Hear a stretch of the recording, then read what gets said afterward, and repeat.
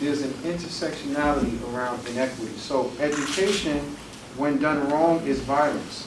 When health needs are not met in a community, that's a form of violence. It contributes to the violence. And so that's why it's important in a holistic approach that we call healing justice, human justice work, we consider food apartheid. What food do people have access to? That is something that contributes to violence. So when students don't feel safe, there is no learning.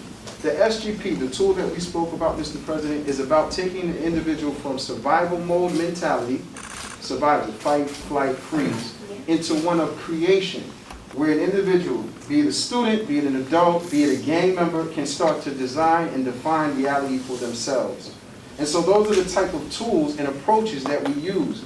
It's worked here, it's worked in Baltimore, Maryland. Recently we got a report, we did some training there in, what county were we in? In Edison County in Baltimore, Maryland, 365 days, no shooting, no killing, because we dealt with the mentality, we dealt with the food, we dealt with all of these factors that once upon a time they said was like everything under the sun approach.